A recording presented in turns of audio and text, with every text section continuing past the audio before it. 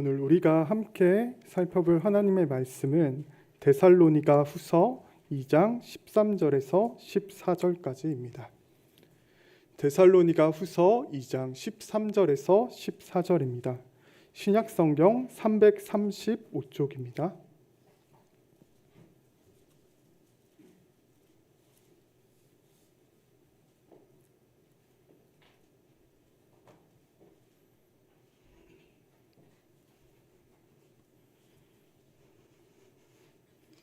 네, 다 찾으신 줄 알고 저희 함께 두 구절 함께 읽도록 하겠습니다. 주께서 사랑하시는 형제들아, 우리가 항상 너희에 관하여 마땅히 하나님께 감사할 것은 하나님이 처음부터 너희를 택하사 성령의 거룩하게 하심과 진리를 믿음으로 구원을 받게 하심이니, 이를 위하여 우리의 복음으로 너희를 부르사 우리 주 예수 그리스도의 영광을 얻게 하려 하심이니라. 아멘.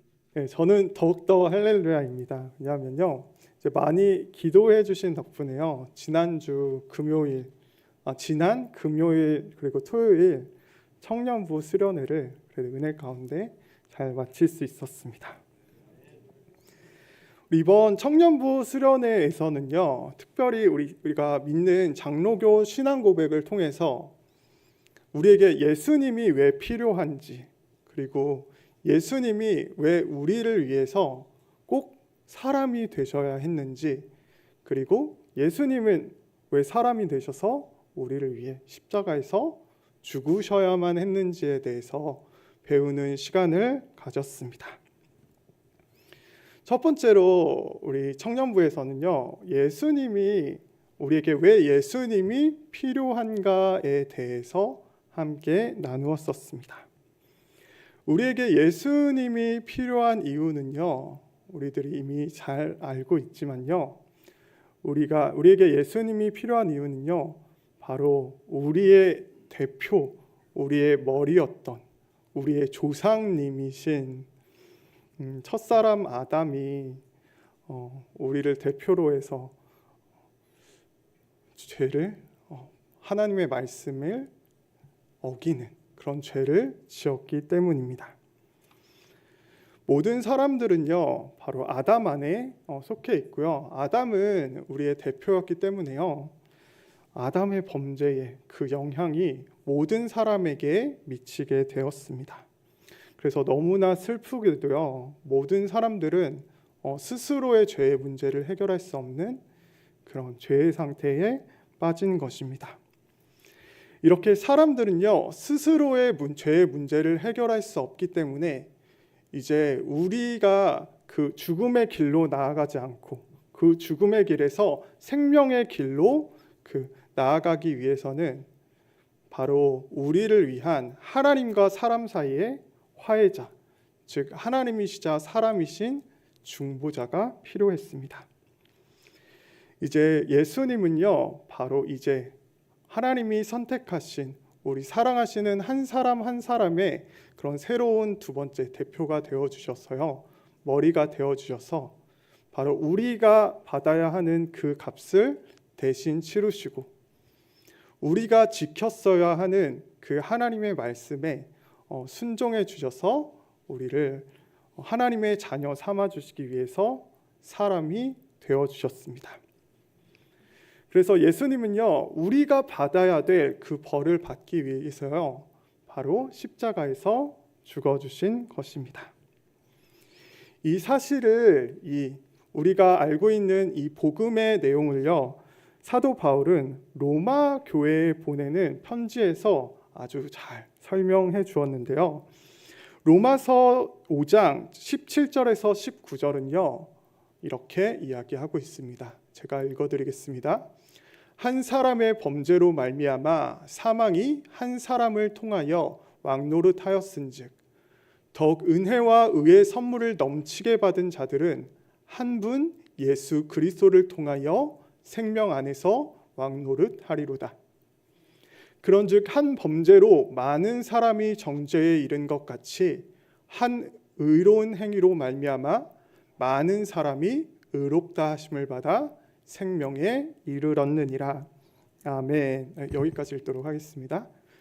그렇습니다. 이렇게 하나님의 말씀인 로마서는요, 아담이라는 그 한 사람의 범죄로 모든 사람이 사망에 이른 것처럼 이제 우리의 구주이신 예수님의 의로운 행위를 통해서 많은 사람, 즉 하나님이 구원으로 택하신 많은 사람들이 하나님의 자녀가 되었다고 이야기를 하고 있습니다. 그렇습니다. 우리는요, 예수님을 통해서 생명을 얻은 하나님의 귀한 자녀들입니다. 할렐루야. 그렇습니다. 예수님이 십자가에서 죽으신 그 죽음은요, 예수님은 하나님이시기 때문에 하나님은요 죽음을 경험하실 수 없습니다.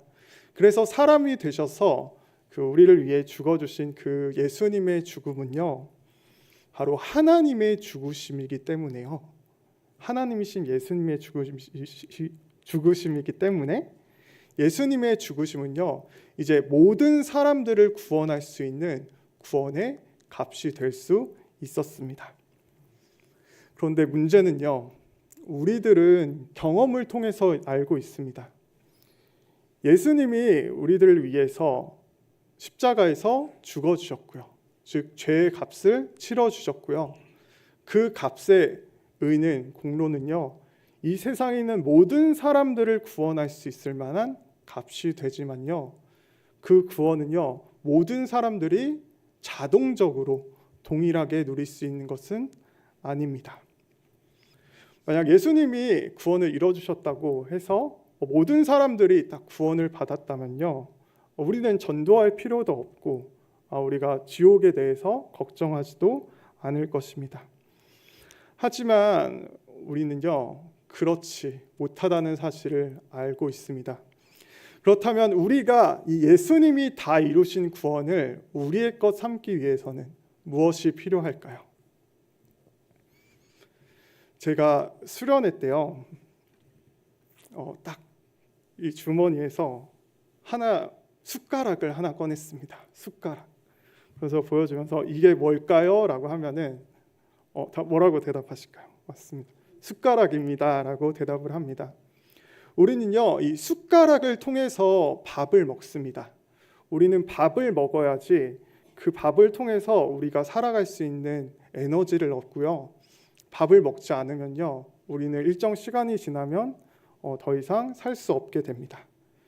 그런데 우리가 숟가락을 통해서 밥을 먹는다고 해서 그 숟가락이 우리의 생명을 유지시키는 그런 음식물이 되는 것은 아닙니다. 숟가락은요 그 밥을 담은 도구입니다. 동일합니다. 예수님은 우리를 위해서 다 구원의 값을 치러주셨습니다.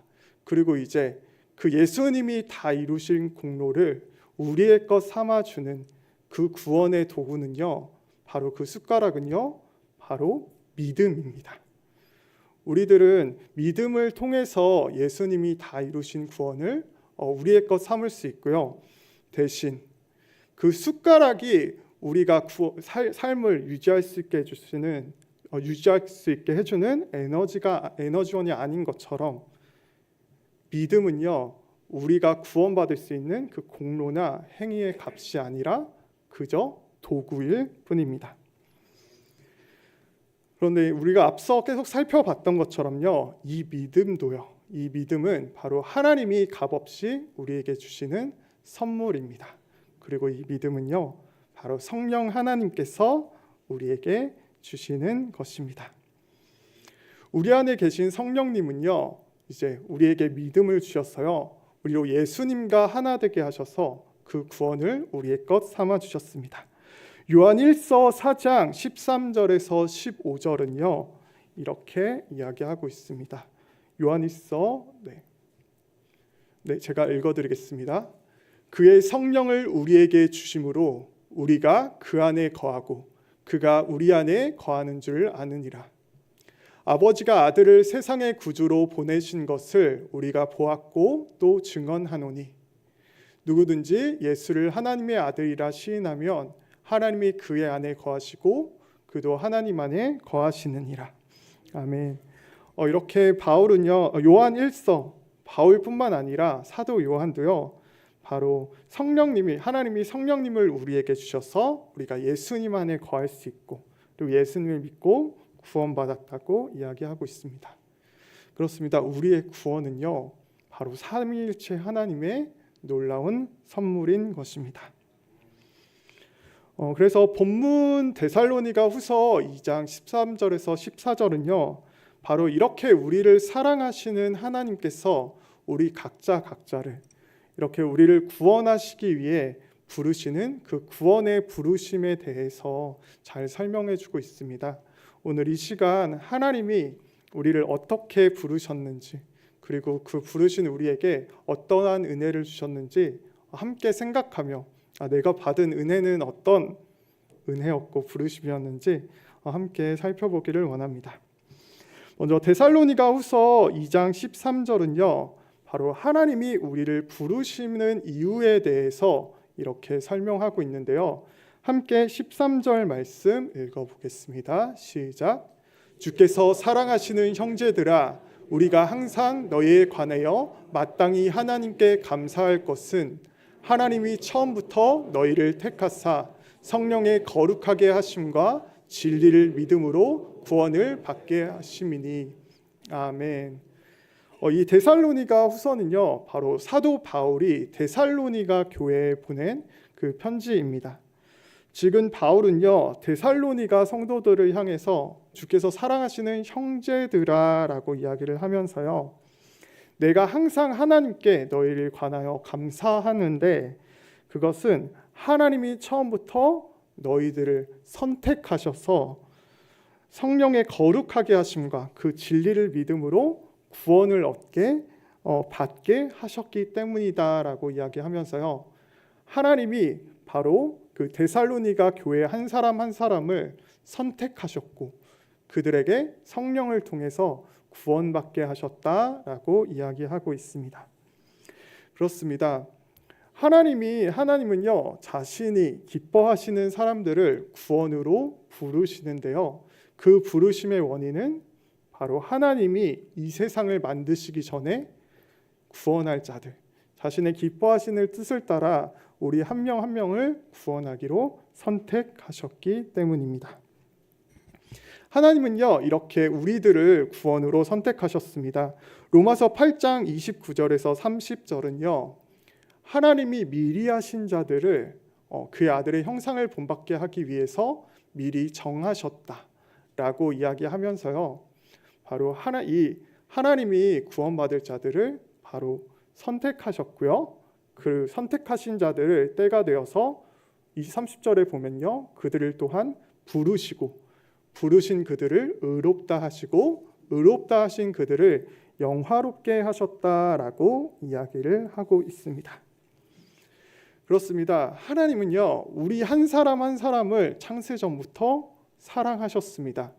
그리고 하나님은 우리를 위한 그 구원 계획을 세우셨는데요, 제가 이전에도 말씀드린 것처럼 그 구원 계획은요, 바로 삼위 하나님 가운데 성자 하나님이 우리의 구원자로, 그리고 하나님이 택하신 한 사람 한 사람 백성들을 위해서 바로 속죄의 방법, 즉 값을 대신 치러주시는 방법으로 우리를 구원하시기로 계획하셨고요, 바로 역사 가운데 이 구원 계획을 이루어주시기 위해서 예수님이 이 땅에 오셨습니다. 이제 하나님은요, 이 구원, 그 예수님이 다 이루신 구원을요, 우리의 것 삼아주시기 위해서 우리 한 사람 한 사람을 구원으로 부르셨습니다. 그런데 이 하나님의 부르심은요, 각자에게 다양한 모습으로 나타납니다. 누군가는 부모님의 신앙을 통해서 그 복음을 듣고 그 복음을 예수님을 믿게 하시고요, 누군가는 길거리에 걸어가다가 그 전도지와 교회 한번 와보세요라고 말하는 그 전도를 통해서 하나님이 구원으로 부르시기도 합니다. 또한 이런 경우도 있습니다. 하나님의 부르심은요, 매우 시간이 다양해서요, 누군가는 교회 안에 있지만 다른 사람들은 예수님을 잘 믿는 것 같은데 나는 아무리 그 설교를 들어도 왜 이 믿음이 잘 안 생기는 것 같지? 라는 생각이 드는 경우와 같이 하나님의 부르심은요, 오랜 시간을 걸쳐서 그 부르심을 나타내 보여주시기도 합니다. 그리고 이 하나님의 부르심은요, 또 여러 모습으로 나타나게 됩니다. 초대교회의 가장 유명한 교부 중 하나인 어거스틴이라는 교부는요, 그의 어머니의 기도를 통해서 하나님을 믿게 된 것으로 유명합니다. 그의 어머니는요, 이 어거스틴을 위해서 아주 오랜 시간 기도했습니다. 그런데 문제는요, 이러한 어머니의 오랜 기도에도 불구하고요, 이 어거스틴은요, 방탕한 생활을 이어갔을 뿐만 아니라 이단의 가르침에 그 똑똑한 천재였거든요. 그 천재적인 두뇌를 가지고요, 이단의 교리를 막 하고 연구하고 그렇게 깊이 빠지는 삶을 보냅니다. 그런데 때가 되어 이 어거스틴이 이제 예수님을 믿게 됐을 때, 하나님이 그 부르심을 믿음을 통해서 그걸 드러내 보이셨을 때, 어거스틴은요, 이제 그 이단들의 잘못이 무엇이고 바로 그 성경이 말하는 것이 바로 진리라는 사실을 드러내는 변증하는 아주 위대한 교부로 하나님이 사용하셨습니다. 이렇게 하나님은요, 각자에게 서로 다른 환경과 시간, 그리고 환경들을 통해서 하나님이 원하시는 시간에 원하시는 방법으로 우리를 선택하셨음을 그 부르심을 통해서 드러내 보이시는 것입니다. 그렇다면 하나님은 왜 우리를 선택하셨을까요? 왜 우리를 선택하셨을까요? 에베소서 1장 4절에서 6절은요, 바로 하나님이 우리를 선택하신 이유는요, 바로 그 하나님이 그러기를 기뻐하셨기 때문이다. 하나님이 그러기를 원하셨기 때문이다 라고 이야기를 하고 있습니다. 함께 말씀 읽어보도록 하겠습니다. 시작. 곧 창세전에 그리스도 안에서 우리를 택하사 우리로 사랑 안에서 그 앞에 거룩하고 흠이 없게 하시려고 그 기쁘신 뜻대로 우리를 예정하사 예수 그리스도로 말미암아 자기의 아들들이 되게 하셨으니 이는 그가 사랑하시는 자 안에서 우리에게 거저 주시는 바 그의 영광을 찬송하게 하려는 것이라. 아멘. 그렇습니다. 하나님은요, 바로 하나님이 그러기를 기뻐하셨기 때문에 우리들을 구원으로 부르셨고 선택하셨고요. 이제 하나님은요, 우리 한 사람 한 사람이 그 구원의 하나님의 은혜를 누리면서요, 억지로가 아니라 그 은혜를 누려서 감사해서 하나님을 예배하기를 원하신다고 지금 말씀은 이야기하고 있습니다. 하나님이 우리를 만드신 목적은요, 바로 우리가 하나님이 주신 그 은혜들을 누림으로 하나님을 예배하게 하시기 위함이었습니다. 이렇게 우리는요, 하나님이 우리 구원으로 부르시는 그 원인은 바로 우리를 구원으로 선택하셨기 때문이라고 것을 알게 되었습니다. 그리고 데살로니가 후서 14장은요, 이제 하나님이 우리를 복음으로 구원을 부르셨다는 것에 대해서 이야기하고 있는데요. 우리 14절 말씀 함께 읽어보도록 하겠습니다. 이를 위하여 우리의 복음으로 너희를 부르사 우리 주 예수 그리스도의 영광을 얻게 하려 하심이니라. 아멘. 그렇습니다. 지금 바울은요, 하나님이 창세전에 그 선택하신 자들을 이제 복음으로 부르신다, 즉 구원으로 부르신다라고 이야기합니다. 이거를 우리는 다른 말로 소명이라고 합니다. 이 하나님의 부르심은요, 여기서 복음으로 우리를 부르셨다고 이야기하고 있는데요, 이것은 단지 하나님이 다른 사람들을 통해서 예수님의 복음을 그저 듣게 하셨다라는 것을 의미하지는 않습니다. 왜냐하면요, 사실 예수님이 우리를 구원하셨다는 이 구원의 복음은요, 세상의 많은 사람들이 듣습니다.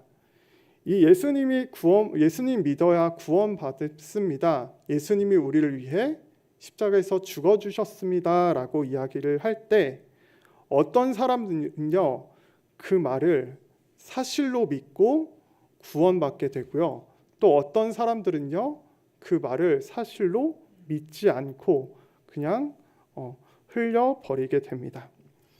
그렇습니다. 하나님은요, 그 복음 전도를 통해서 많은 사람들을 구원으로 부르시지만 그 부르심은 구원으로 청하는 것일 뿐, 진짜 그것을 믿게 되고 주님께로 나아오게 되는 자들은 바로 하나님의 그 선택 가운데 있는 부르심을 받은 자들입니다. 그래서 예수님은요, 복음서에서 예수님은요, 혼인잔치 비유를 들면서 이렇게 말씀하셨는데요.